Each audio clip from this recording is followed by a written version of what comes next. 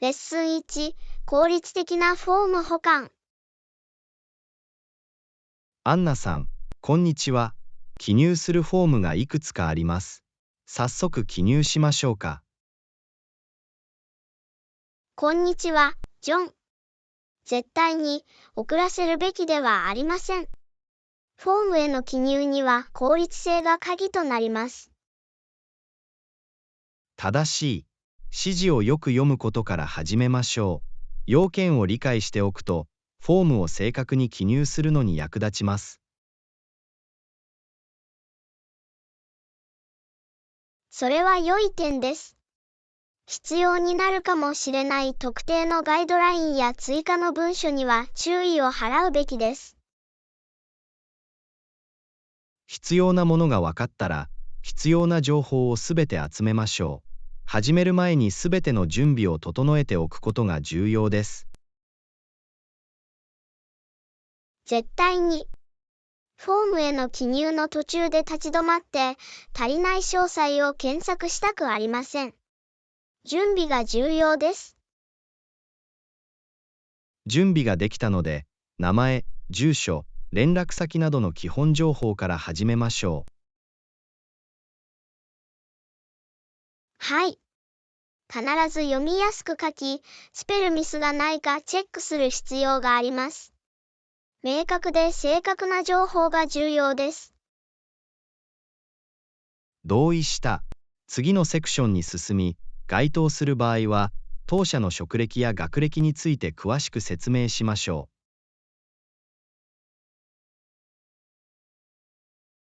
関連情報に焦点を当て、不必要な詳細情報を提供しないようにする必要があることを忘れないでください。絶対に、必要なものを含めて、混乱や遅延を避けたいと思っています。各セクションを完了したら、回答を確認して、正確で完全であることを確認しましょう。それはいい考えだ。簡単な確認は誤りや脱落を見つけるのに役立ちます。回答に満足したら、必要に応じてフォームに署名し、日付を記入しましょう。正しい。補足書類を添付する必要があるかどうか再確認するのを忘れないようにしましょフォームを送信する前に、記録用にコピーを保管しておきましょう。バックアップを取っておくことは常に良いことです。う。絶対に、提供された情報を参照する必要がある場合に備えて、コピーを用意しておくと便利です。これで完了です。指定されたチャンネルまたは適切な期間にフォームを送信するようにしましょう。はい。不必要な遅延が発生しないように、提出の指示に注意深く従いましょレッスン2、直前キャンセルの処理。アンナさん、こんにちは。今後の予定を考えていますが、予期せぬ緊急事態が発生し、土壇場でキャンセルする必要がある場合はどうなりますか？こんにちは、ジョン。それは最もな懸念事項だ。人生は時として予期せぬ変化を起こすことがある。このような状況では、コミュニケーションが鍵となります。絶対に、土壇場でキャンセルするのは残念だが、状況によっては制御できないこともある。理解と柔軟性を身につけることが重要です。緊急事態が発生した場合は、できるだけ早く相手に知らせてください。それは理にかなっています。相手に速やかに通知することは、相手の時間を尊重していることを示し、必要に応じて別の手配をすることができます。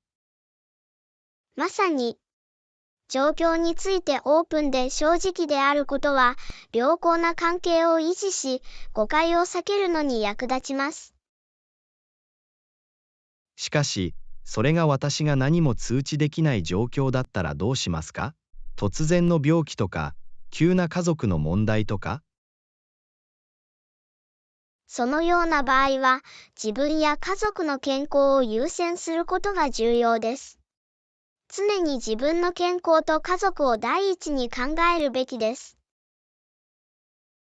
それは本当です。自分自身と愛する人の面倒を見ることは不可欠です。ご理解いただけて嬉しいです。もちろん、人生は起こり、緊急事態は予期せず発生する可能性があります。思いやりと寛容さが大切です。ありがとうございます。ご理解のほどよろしくお願いします。土壇場でのキャンセルは避けるように最善を尽くしますが、万が一キャンセルになった場合は、できるだけ早く連絡します。それは責任あるアプローチです。明確でオープンなコミュニケーションを維持することがすべてです。絶対に。そして、状況が許せば、自分のコミットメントを示すために、スケジュールを変更するか、何らかの方法で埋め合わせをしようと思います。それは思慮深いジェスチャーです。それは相手の時間に対するあなたの誠実さと配慮の表れです。アドバイスありがとうございます。予期せぬ緊急事態への対応と効果的なコミュニケーションに自信が持てるようになりました。レッスン3、ファッションショッピング。アンナさん、こんにちは。もう少しオプションを検討する必要があると思います。どう思いますか？こんにちは、ジョン。同感です。探し続けましょう。発見することがたくさんあります。絶対に。このジャケットに出会ったんだけど、見栄えがいいよ。これについてどう思いますか？ああ、私はそのスタイルが大好きです。色もデザインも本当にトレンディーです。ファッションステートメントになること間違いなしです。私もそう思いました。私たちの個人的なスタイルを反映した目立つ作品を見つけることが重要です。間違いない。ファッションは自分自身を表現し、個性をアピールする素晴らしい方法です。絶対に。また、素材は高品質に見えるため、長持ちします。服に関しては品質が重要です。時間が経っても長持ちする服に投資した方がいいです。これ以上は同意できませんでした。ファッションを選ぶときには、耐久性と寿命を考慮することが重要です。そして、選択肢といえば、この靴を見たことがありますか？とてもスタイリッシュで用途が広いです。うわぁ、それらの靴は素晴らしいです。カジュアルな服装にもフォーマルな服装にも合います。まさに、場面に応じてドレスアップもドレスダウンもできるアイテムがあるといいですね。これは多用途のワードローブを作るための賢いアプローチです。組み合わせて様々なルックスを作ることができます。絶対に。選択肢を最大限に広げ、服を最大限に活用することがすべてです。私も同感です。フィット感にも気を配ることを忘れないようにしましょう。服は着心地が良く、見栄えの良いものでなければなりません。確かに快適さが鍵です。そして何かがうまくフィットすると自信が高まり、全体的な見た目も向上します。間違いなく、私たちは着るものに心地よさを感じ、どこへ行っても自信を醸し出したいと思っています。そしてアクセサリーを見逃さないようにしましょう。どんな装いも引き立ててくれ、スタイルをさらに際立たせてくれます。あなたの言う通りだ。アクセサリーを厳選することで大きな違いが生まれ、全体的な外観が完成します。絶対に。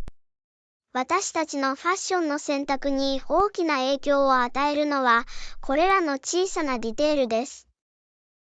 これ以上は同意できませんでした。探求を続けて、私たちの個人的なスタイルに本当に合った作品を見つけましょ間違いなく。ファッションの世界は広大で、常に新しくてエキサイティングな発見があります。う。同じ考えでいてくれて嬉しいです。ファッションの旅を続けて、スタイリッシュな選択をしましょう。絶対に。自信とスタイリッシュさを感じさせてくれる完璧なアイテムを見つけるのを楽しみにしています。私も、ファッションの冒険に乗って、ユニークなルックスを作るプロセスを楽しみましょ間違いなく。ファッションは自己表現と自分のスタイルを楽しむことがすべてです。思い出深いものにしよう。これ以上うまく言えなかったよ。早速飛び込んで、ファッションの一品を見つけましょう。ハッピーショッピング。レッスン4、料理の必需品。アンナさん、こんにちは。さまざまなオイルやスパイスで料理してみたことがありますか？こんにちは、ジョン。はい、キッチンでいろいろな味を試すのが大好きです。料理に深みを与えてくれます。それは素晴らしい。オリーブオイルを料理に使うことの利点について読んでいます。これは間違いなく用途の広い選択肢です。絶対に。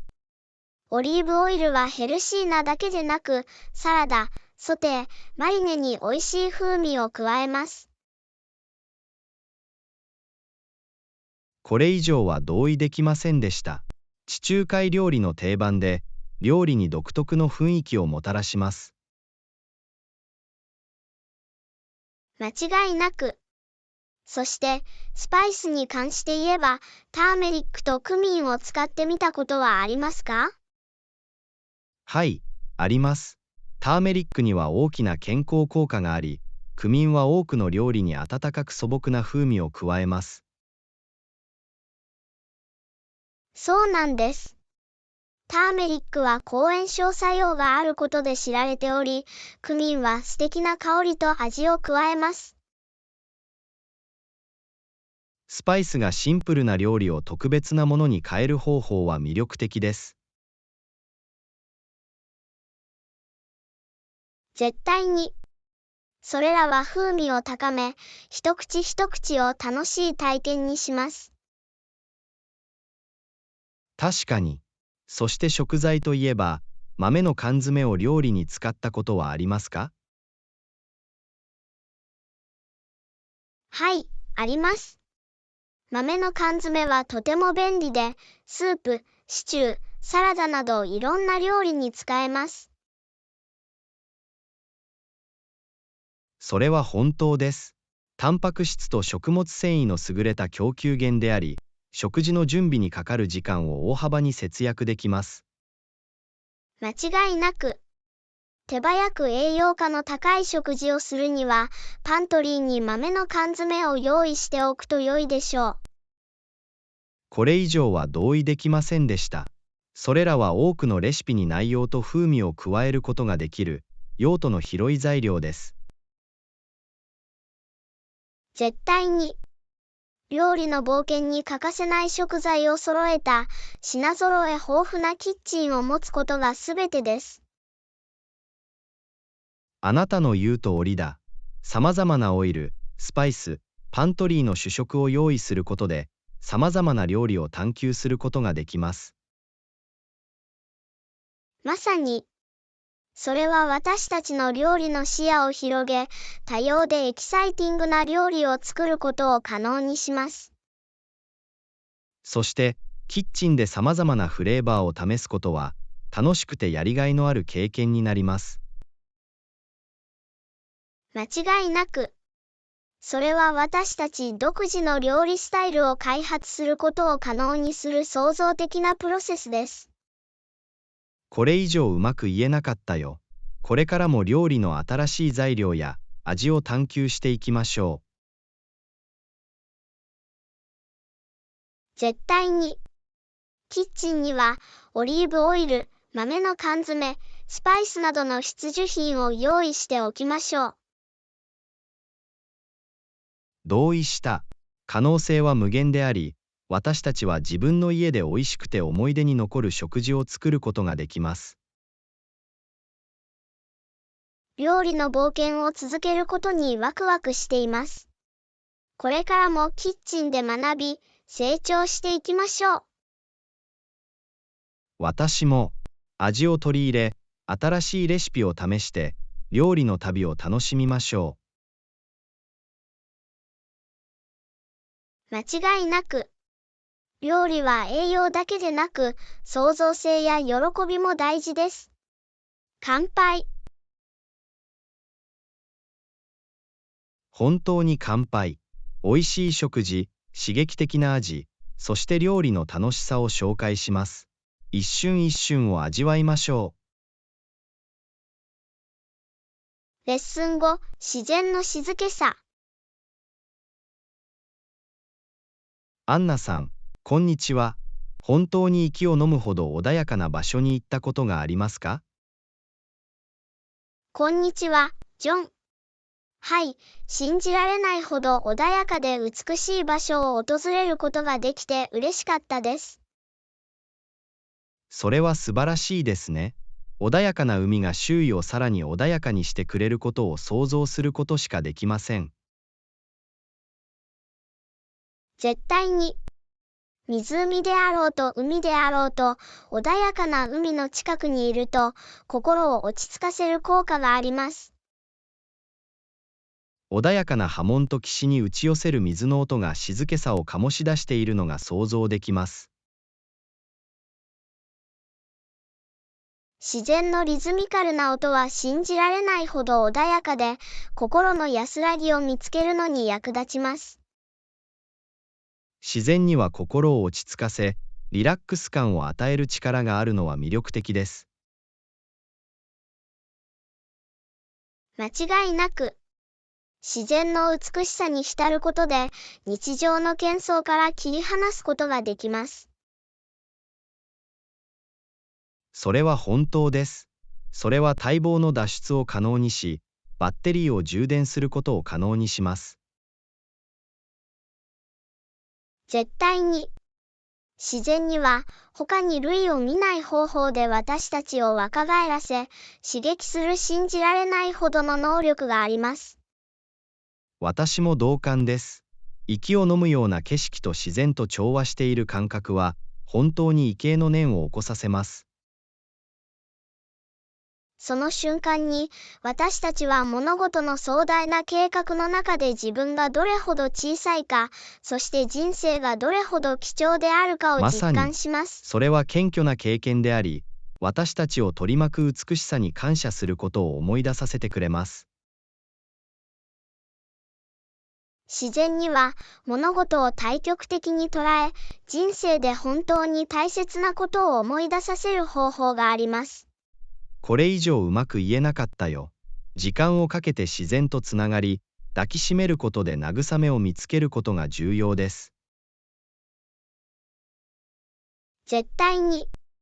自然は強力なヒーラーであり、私たちの心と魂のインスピレーションの源です。そんな穏やかな場所を探して、自然の静けさに浸ってみましょう。私はそのことに賛成です。私たちの周りに存在する息を飲むような美しさに感謝する時間を作ろう。間違いなく、大切なのは静寂の瞬間を見つけ、自然の驚異に魅了されることです。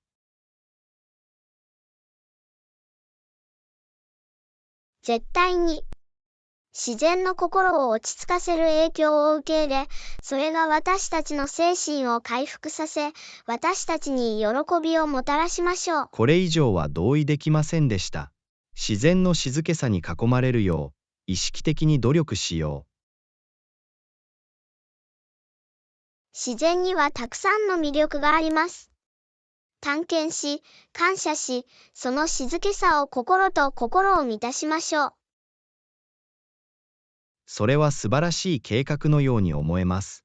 静寂の旅に出て、自然の美しさに導かれましょう。確かに、自然の穏やかな水に身を浸し、その魔法に完全に包まれましょう。これ以上ワクワクしないよ。外に出て、自然界の息を飲むような静けさを体験しましょう。絶対に。一生の思い出を作り、自然がもたらす静けさを大切にしましょう。自然の静けさとそれが私たちにもたらす喜びへ、その抱擁にいつも慰めを見出せますように。乾杯。レッスン6、健康的な食習慣。アンナさん、こんにちは。新鮮な果物、野菜、全粒穀物、赤身のタンパク質を食事に取り入れることを考えたことはありますか？こんにちは、ジョン。はい、これらの栄養価の高い食品を取り入れることは、健康的なライフスタイルを維持するために不可欠だと思います。それは嬉しいですね。新鮮な果物や野菜には、体に栄養を与えるビタミンやミネラルが豊富に含まれています。絶対に。健康全般に必要な栄養素と抗酸化物質を与えてくれます。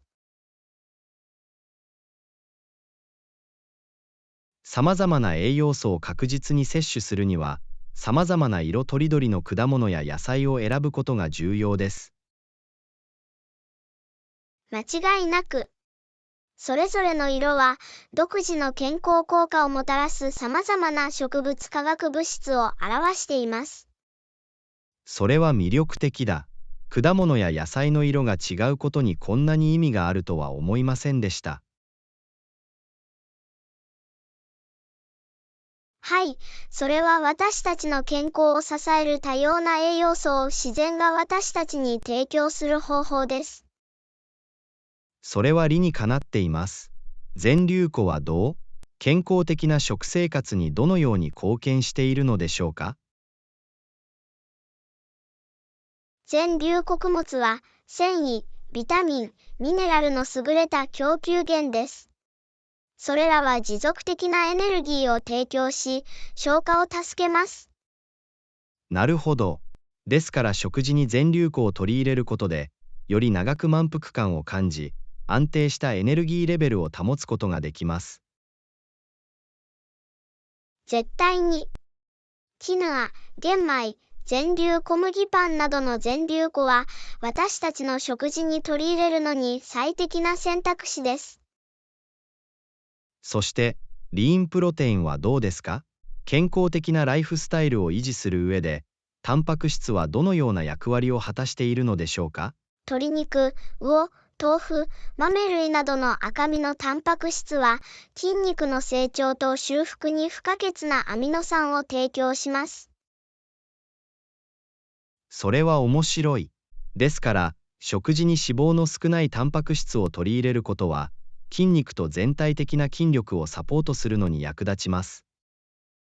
はい、その通りです。様々な栄養素を摂取するには、赤身の肉と代替のタンパク質源を選ぶことが重要です。それを知って嬉しいよ。さまざまな栄養価の高い食べ物を含むバランスの取れた食事をとることが不可欠です。絶対に。私たちの体は健康的で栄養豊富な食べ物で栄養を与えると元気になります。私たちが食べる食べ物が私たちの全体的な健康と幸福にどれほど大きな影響を与えることができるかは興味深いことです。はい、栄養が私たちの体を支え、長寿を促進する力の証です。これ以上は同意できませんでした。新鮮な果物、野菜、全粒穀物、赤身のタンパク質を探すことを優先しましょ間違いなく、これらの食品に優先順位をつけることで、健康で活気に満ちた生活の基盤を築くことができます。う。意識的に選択し、自分の体に入れるものに気を配ることがすべてです。絶対に。これからも自分自身を教育し、栄養について十分な情報に基づいた決定を下しましょう。新しいレシピを探求し、これらの栄養価の高い食品を食事に取り入れることにワクワクしています。私も、一緒に美味しくてヘルシーな旅に出ましょう。バランスの取れた食事と健康的なライフスタイルを実現しましょう。私たちが常に幸福を優先しますように。レッスン7、仕事の未来。アンナさん、こんにちは。リモートワークの台頭により、対面での会話が一般的ではなくなったことに気づきましたか？こんにちは、ジョン。はい、リモートワークは私たち同士の交流やコミュニケーションの仕方を変えたようです。間違いなく、テクノロジーの利便性により、仮想会議やオンラインコミュニケーションが当たり前になりました。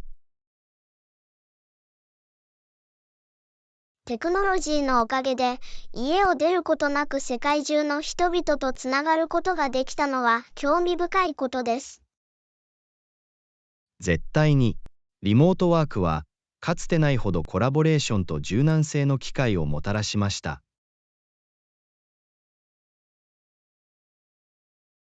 しかし、対面での会話の個人的なタッチと、それがもたらす非言語的な手がかりが恋しいです。私も同感です。人のボディーランゲージや表情を直接読めることには独特なところがあります。それは本当です。ボディランゲージはコミュニケーションにおいて重要な役割を果たし、会話のニュアンスを理解するのに役立ちます。だからこそ、特に人間関係を築くためには、仮想的なやり取りと対面でのやり取りのバランスを取ることが重要です。間違いなく、顔を合わせて会話することで、他者とのより深いつながりを築き、信頼を育むことができます。また、直接対面で会話できれば、親密な関係を築き、対立を解決するのも簡単になります。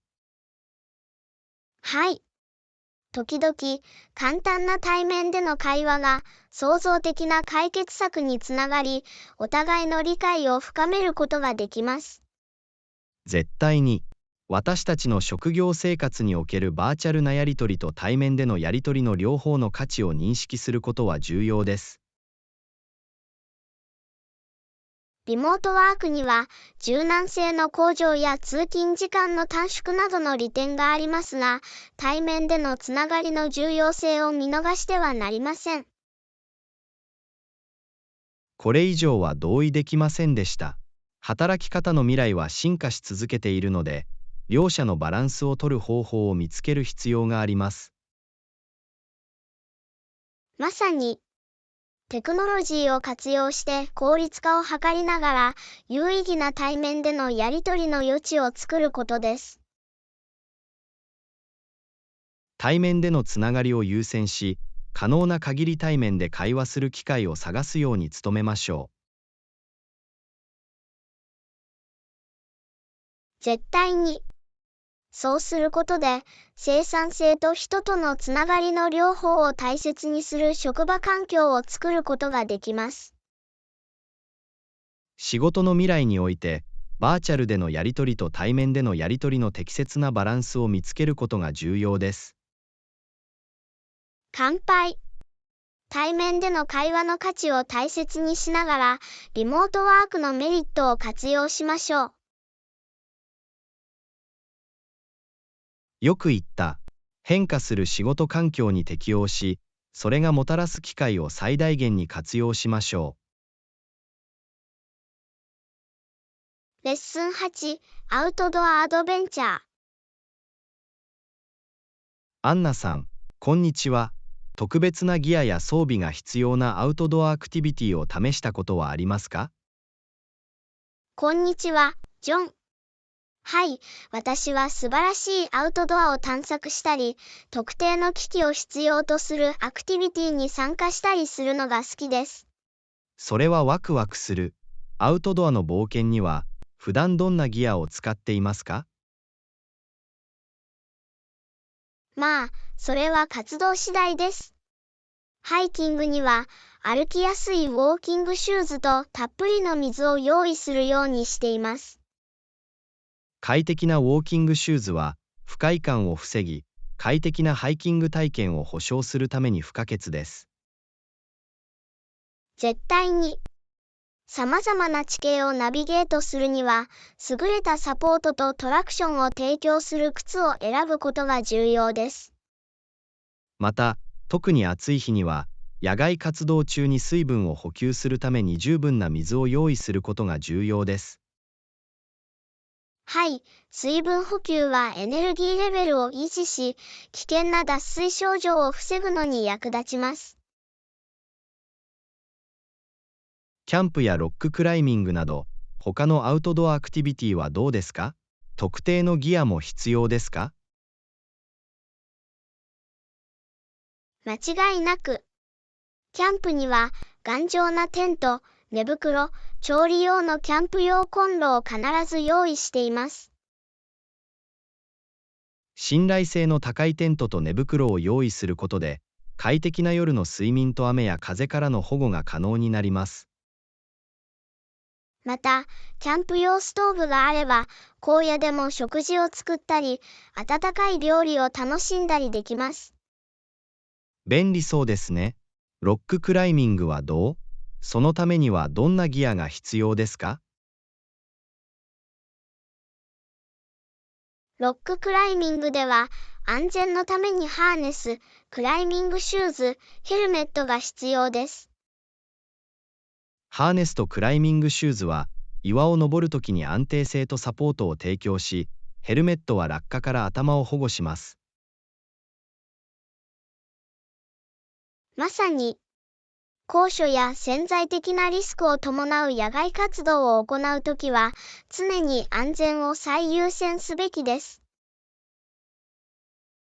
安全を確保し、アウトドア体験を向上させるためには、高品質のギアや機器に投資することが重要です。絶対に。高品質のギアは快適さと安全性を提供するだけでなく、アクティビティ全体の楽しみも高めます。私も同感です。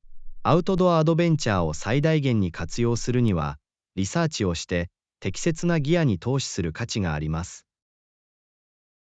また、天気予報をチェックして、状況の変化に備えておくことは常に良い考えです。それは素晴らしい点です。準備を整え、適切なギアを用意することで、アウトドア体験に大きな違いが生まれます。間違いなく。これからも素晴らしいアウトドアを探検して、アウトドアアドベンチャーを最大限に楽しみましょう。絶対に、エキサイティングなアウトドア体験と、それを強化するギアをもっとたくさんご紹介します。乾杯。自然の美しさを受け入れ、忘れられない冒険に備えましょう。よく言った。準備を整えて、アウトドア活動を最大限に活用しましょう。冒険が待っています。確かに。スリル満点の冒険に乗り出し、大自然の中で心に残る思い出を作りましょう。これ以上は同意できませんでした。すべてのアウトドアアドベンチャーを大切にする価値のある旅にしよう。レッスン9、完璧なトマトを選ぶ。アンナさん、こんにちは。食料品店で完璧なトマトを選ぶためのヒントはありますか？こんにちは、ジョン。はい、トマトを選ぶとき、注意すべきことがいくつかあります。それは知っておくと素晴らしいことです。トマトを選ぶとき、どんなことに気をつけたらいいの？まず、鮮や斑点のあるトマトは避けてください。肌が滑らかでしっかりしている必要があります。では、皮が滑らかでしっかりしているということは、トマトが新鮮で状態の良いことを示しているのでしょうか？まさに、鮮や斑点があると、トマトが熟しすぎているか、誤って取り扱われている可能性があります。それは理にかなっています。トマトを摘むときに他に気をつけることはある？はい、色も重要な要素です。鮮やかで一貫性のある色のトマトを探しましょう。どの色を探すべきですか？熟度を示す具体的な指標はありますか？完熟トマトは品種によって様々な色があります。深みのある豊かな色のトマトを探しましょう。それは知っておくと良いことです。鮮やかで一貫性のある色のトマトには目を光らせておきます。素晴らしい。もう一つ考慮すべきことは、トマトの重さです。大きさの割には重く感じるはずです。それで、重いトマトは、よりジューシーで風味豊かであるということですか？はい、トマトが重いほど水分が多くなり、ジューシーさの一因となります。それは素晴らしいヒントです。トマトは必ず手に持って重く感じるものを選びます。最後に、トマトを優しく絞ります。圧力には少し屈しますが、柔らかすぎないようにしてください。それで、柔らかすぎるトマトは熟しすぎたり、腐り始めたりするのでしょうか？まさに、柔らかすぎたり、ドロドロしたトマトは避けたいですよね。これらのヒントは、私が完璧なトマトを選ぶのに間違いなく役立ちます。アドバイスをいただければ幸いです。どういたしまして。手伝えてよかった。正しいトマトを選ぶことで、料理の味を引き立てることができるということを忘れないで。絶対に、最も新鮮で風味豊かな食材を選ぶことがすべてです。確かに、料理と摘んだ美味しいトマトをお楽しみください。ハッピークッキング。ありがとうございます。これらのヒントを実践して、食欲をそそるトマトベースの料理を楽しむのが待ちきれません。きっとあなたの料理は素晴らしくなるでしょう。ジューシーなトマトを料理して味わって楽しんでください。私がします。完璧なトマトを選んで、美味しい料理を作りましょう。乾杯。乾杯。フレッシュで風味豊かなトマトの美味しさがお食事いっぱいになりますように。ボナペティ。ありがとうございます。すべての食事を美味しい味と新鮮な食材を祝うものにしましょう。レッスン10オンラインショッピング。こんにちは、アンナ。オンラインショッピングを試したことはありますか？とても便利だと聞きました。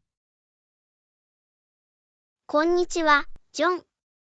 はい、オンラインショッピングを試しましたが、様々な商品を購入するには間違いなく便利な方法です。それは嬉しいですね。普段、ネットで買うのはどんなものなの？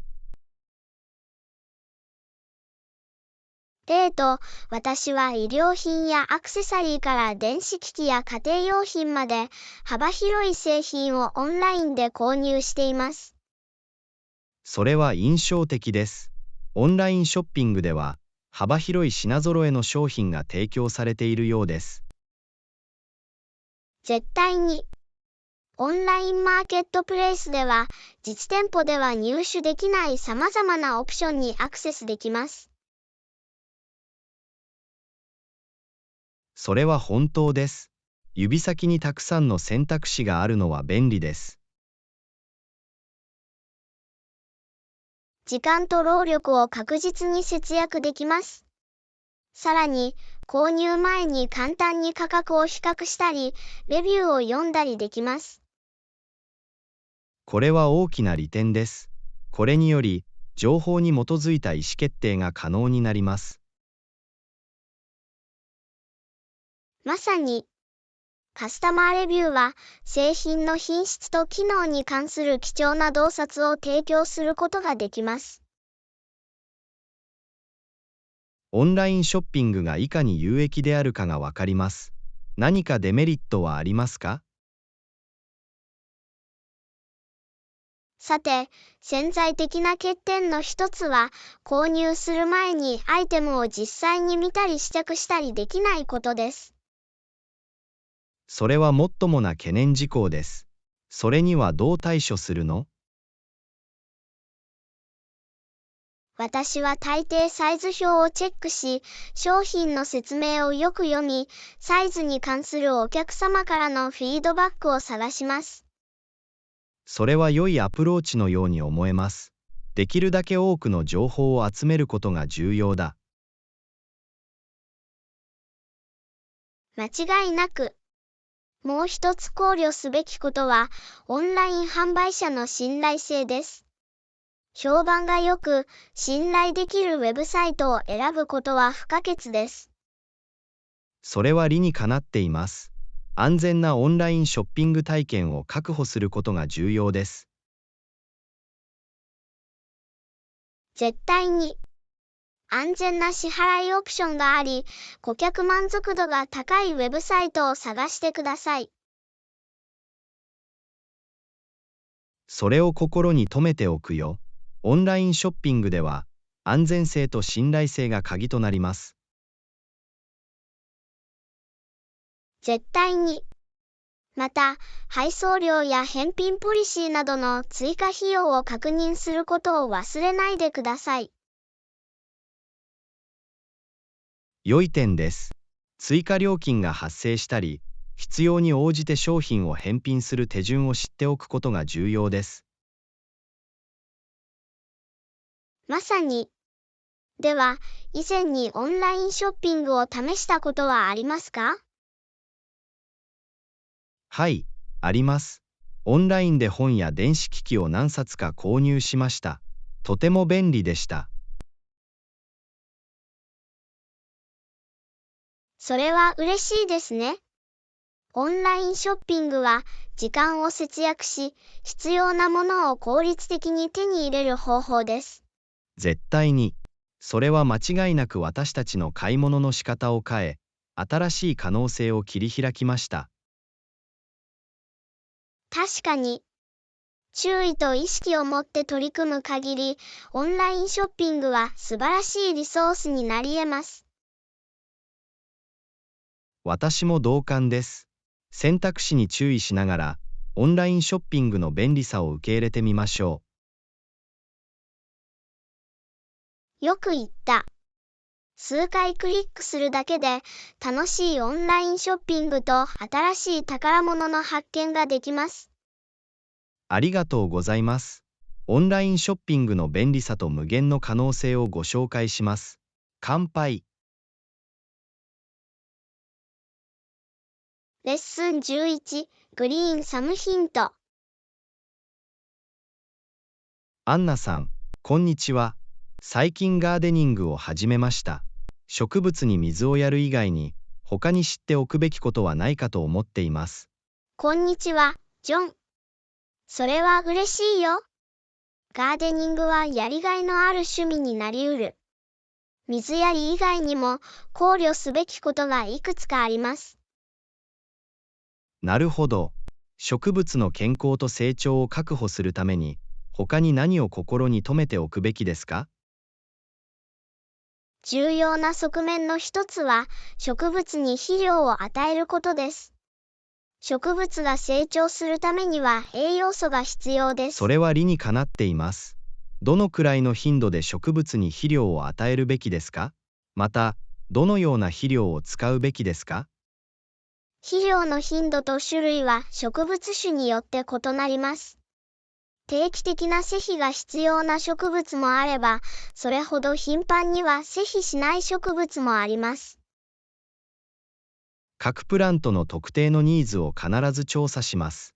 適切な肥料を選ぶための一般的なヒントはありますか？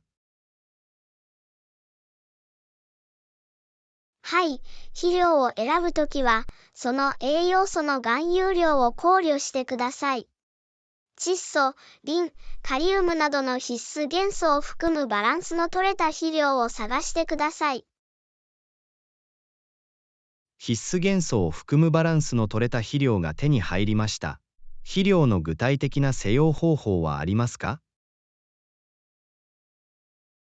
肥料のパッケージに記載されている指示に従うのが最善です。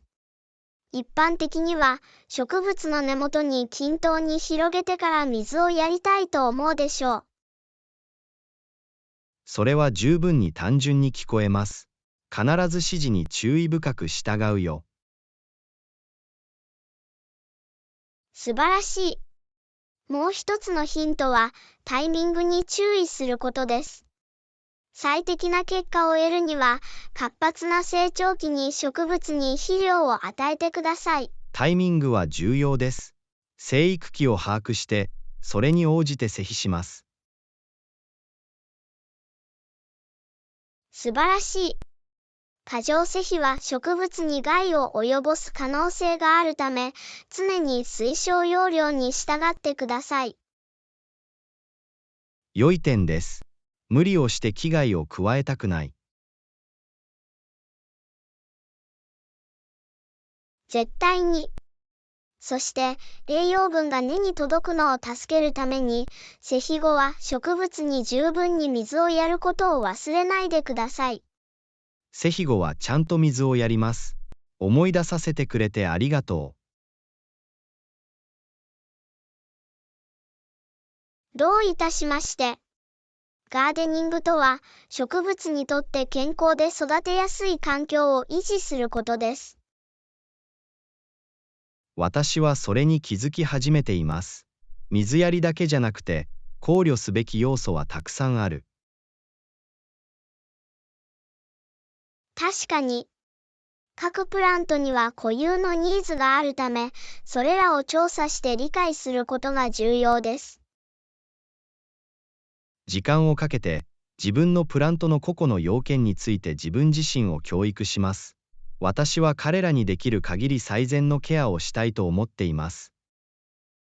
それを聞くのは素晴らしい。あなたの植物は特別な注意とケアに感謝するでしょう。そう願っています。彼らが私の世話の下で成長し、繁栄するのを見るのが楽しみです。きっと彼らはそうするでしょう。あなたの献身と正しい知識があれば、あなたの庭は繁栄するでしょう。ありがとうございます。あなたの指導はかけがえのないものでした。ガーデニングを成功させ、活気に満ちた健康な植物にしましょう。乾杯。レッスン12、旅行の計画。アンナさん、こんにちは。次の旅行について考えていました。費用の観点からどのように予算を組むべきか？こんにちは、ジョン。それは素晴らしい計画だ。旅行の予算を立てる際には、考慮すべきことがいくつかあります。それは理にかなっています。私たちが心に留めておくべき主な要素は何か？まず、交通費について考える必要があります。目的地までどうやって行く予定なの？街に飛ぶことを考えていました。だから、飛行機のチケットの値段を考えるべきだ。絶対に。様々な航空会社を調べて価格を比較し、最もお得な情報を見つけることが重要です。それはいい考えだ。様々な航空会社と運賃を調べて、最も手頃なオプションを見つけます。素晴らしい。次に、宿泊施設を検討する必要があります。この街での滞在をどう思いますか？ホテルに泊まるといいと思うよ。予算に合うホテルを探すべきだ。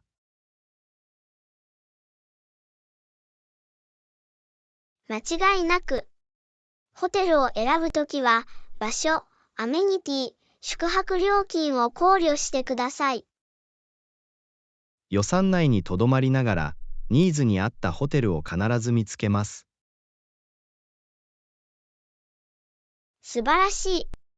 考慮すべきもう一つの重要な費用は食料です。旅行中、どんな食事をする予定ですか？お金を節約するために、外食と料理を組み合わせてみるべきだと思います。あなたはどう思いますか？それは良い計画のように思えます。地元のレストランで手頃な価格のオプションを調べてください。食料品を購入して食事を作ることもできます。それは賢いアプローチです。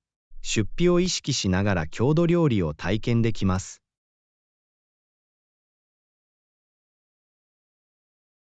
まさに。さらに、街で探索したいアトラクションやアクティビティを考慮に入れることを忘れないでください。正しい。博物館、ツアー、その他訪れたいアトラクションの費用を調べる必要があります。絶対に。費用の削減に役立つ割引やパッケージを探してください。メモを取って、アトラクションの料金を調べて、特別割引があるかどうかを確認します。素晴らしい。最後に、予想外の出費やお土産用にいくらかお金を取っておくことをお勧めします。それは良い点です。緊急時対応基金を用意しておけば、予期せぬコストに備えることができます。間違いなく。万が一の場合に備えて、準備をしておいた方がいいです。私も同感です。ですから、交通機関、宿泊施設、食事、アトラクションを検討し、緊急時対応資金を用意することで、効果的に旅行の予算を立てることができます。絶対に。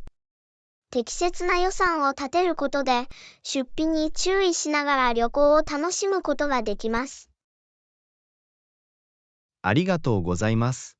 アドバイスをいただければ幸いです。すぐに予算の調整に取り掛かります。どういたしまして。手伝えてよかった。事前に計画を立て、予算を組むことで、旅行がさらに楽しくなることを忘れないでください。私がします。よく計画された、予算に優しい冒険に出かけましょう。乾杯。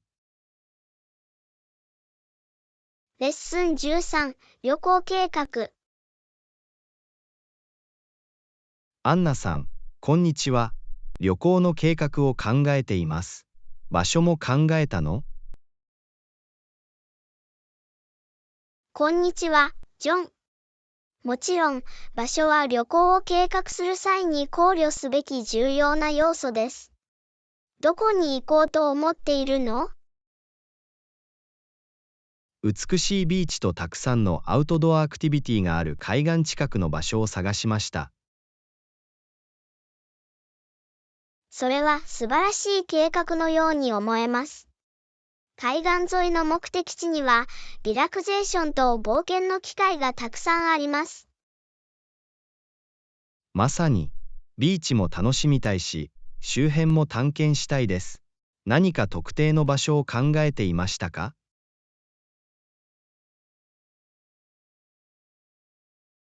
そうですね。ずっとイタリアのアマルフィ海岸に行きたいと思っていました。アテネは美しい風景と美しい蝶で知られています。イタリアは素晴らしく聞こえます。アマルフィ海岸について素晴らしいことを聞いたことがあります。他にどのような場所を検討しましたか？フレンチリビエラも調べました。海岸にも似たような魅力があり、豪華さと自然の美しさが融合しています。フレンチリビエラも素敵ですね。地中海のライフスタイルを体験するのは素晴らしいに違いありません。間違いなく、地中海地域には活気に満ちた文化、美味しい料理、息を飲むような景色が独特の魅力があります。これ以上は同意できませんでした。では、このような旅行を計画する場合、費用の予算はどのように立てればよいのでしょうか？宿泊、交通費、食事、アクティビティ、その他の費用など、様々な費用を考慮することが不可欠です。それは理にかなっています。経費を正確に見積もるにはどうすればよいか。選択した場所での宿泊費と交通費の平均を調べることは良い出発点です。オンラインの旅行ウェブサイトは役立つ情報を提供してくれます。価格と費用について必要な情報をすべて集めます。他に何か心に留めておくべきことはありますか？食事やアクティビティの予算を立てることを忘れないでください。経費管理に役立つ地元の飲食店や無料または低料金のアトラクションを探しましょう。良い点です。地元の料理を探求し、手頃な価格のアクティビティを見つけることで、全体的な体験を向上させることができます。絶対に。目的地が提供するものを楽しむことと、妥当な予算内で滞在することのバランスを見つけることがすべてです。それを心に留めておくよ。事前に計画を立て、旅行の各側面に資金を割り当てることが重要です。計画と予算を立てることで、経済的なストレスを感じることなく旅行を最大限に活用できます。アドバイスありがとうございます。あなたの洞察に感謝します。これで、旅行の計画を始める準備が整いました。どういたしまして。手伝えてよかった。旅行の計画がスムーズに進み、素晴らしい冒険ができることを願っています。ありがとうございます。美しい海岸沿いの目的地を探索し、忘れられない思い出を作れることにワクワクしています。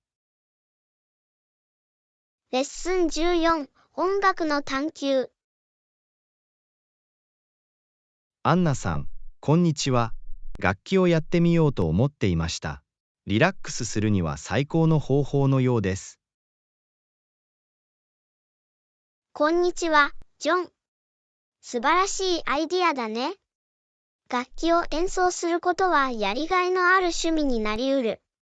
どの楽器を習いたいか、もう決まりましたか？私はギターに傾いている。汎用性が高く、さまざまなジャンルの音楽でよく使われています。それは合理的な選択のように思えます。ギターは人気のある楽器で、幅広い学習教材が用意されています。上達するためには一貫した練習が不可欠だと聞きました。どのくらいの頻度で練習すれば改善が見られますか？定期的な練習は確かに重要です。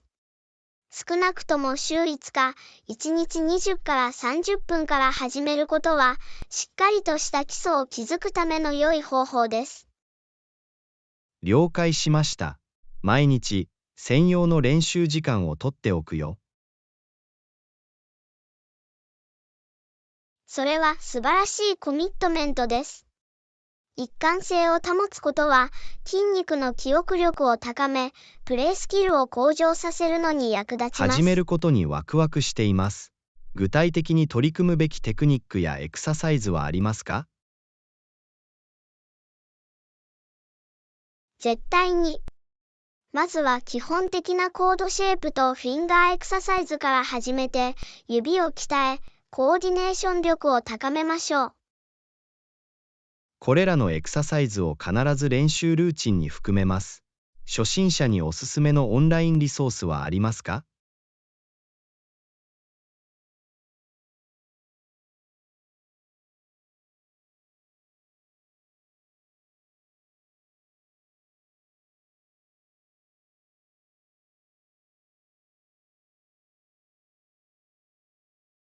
それは役に立ちます。学習を補うために、これらのプラットフォームを探求します。何か特定の曲から始めることを勧める曲はありますか？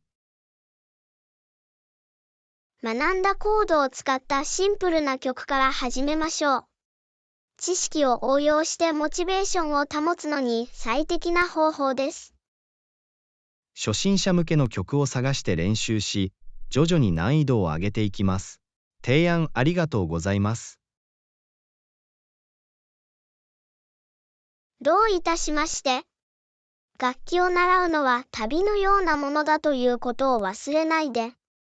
挑戦に落胆してはいけません。プロセスを楽しんでください。それを心に留めておくよ。音楽を楽しみ、学んだ経験を受け入れることが全てなんだ。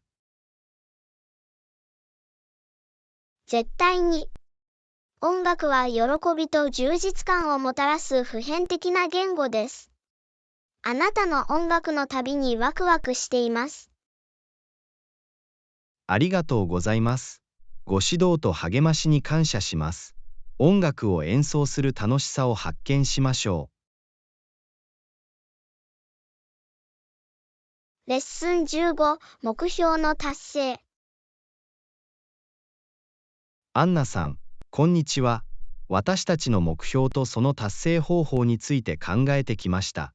過去に同じような仕事をしたことはありますか？こんにちは、ジョン。はい、私は様々なプロジェクトに取り組み、いくつかの大きな成果を上げてきました。達成したい目標は何ですか？私の個人的な目標はマラソンを走ることです。フィットネスを向上させて、身体に挑戦したいです。マラソンのトレーニングをしたことはありますか？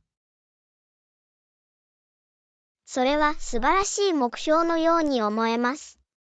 マラソンのために特別にトレーニングしたことはありませんが、長距離走の経験はあります。いくつかのヒントがあれば間違いなくお手伝いできます。それは素晴らしいでしょう。それには献身と体系的なトレーニング計画が必要であることは分かっています。どうやって作成したらいいの？まず、現在のフィットネスレベルを評価し、現実的なマイルストーンを設定します。徐々に走行距離を増やし、クロストレーニングのエクササイズを取り入れて持久力を高め、怪我を防いでください。それは理にかなっているように聞こえます。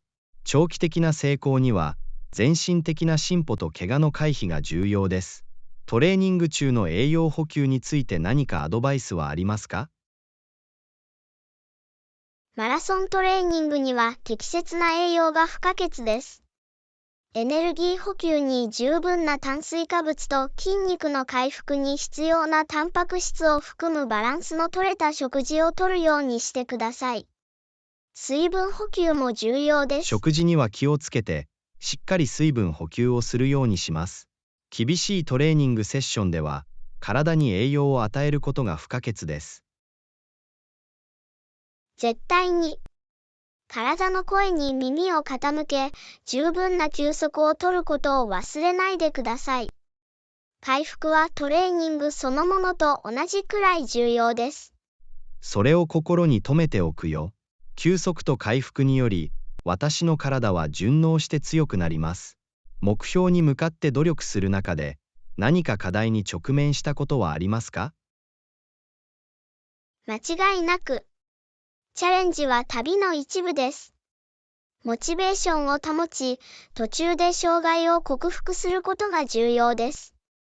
ポジティブなマインドセットを持ち、自分の能力を信じてください。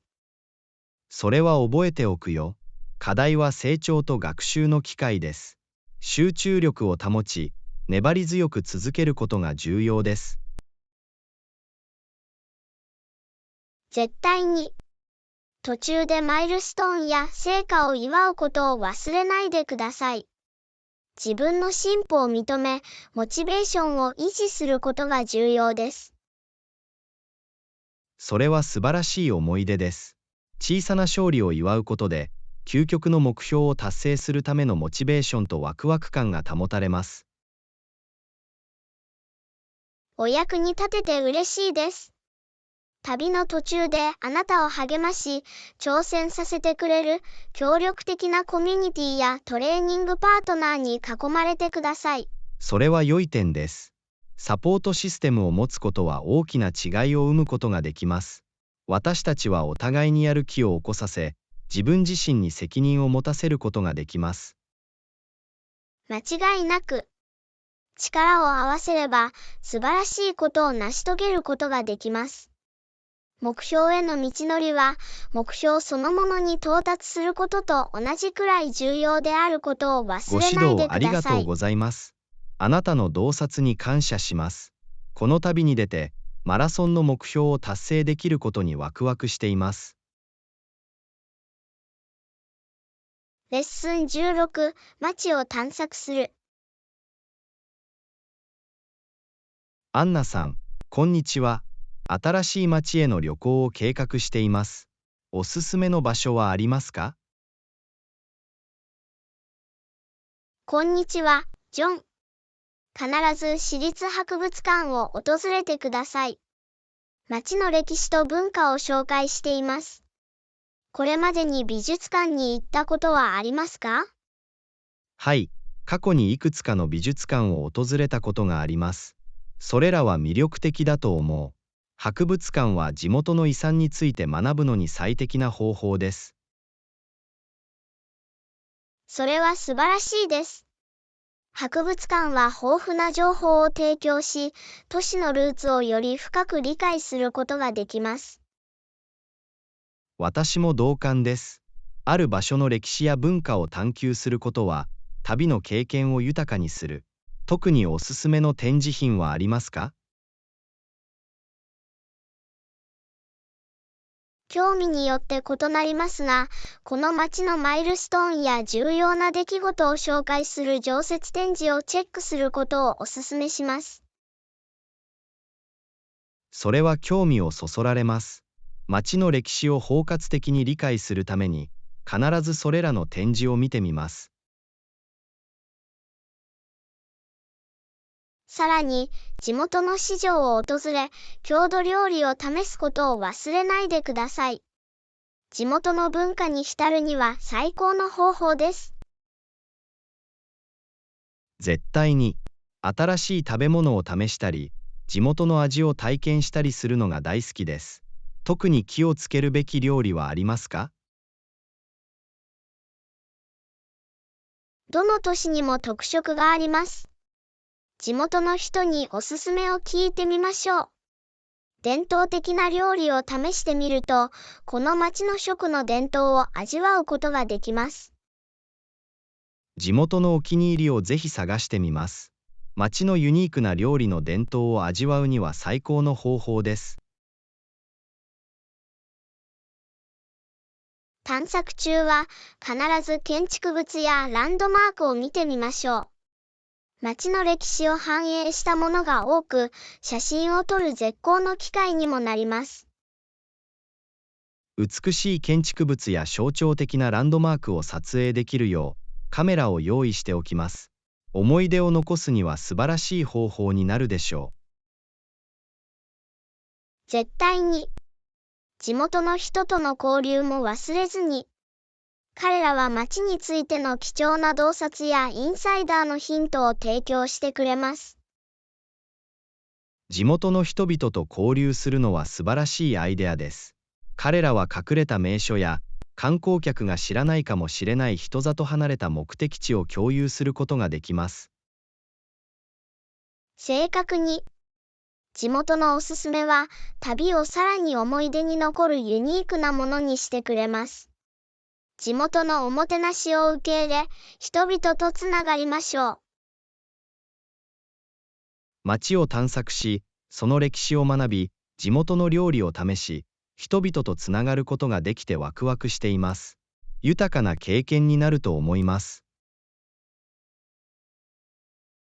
それを聞いて嬉しいよ。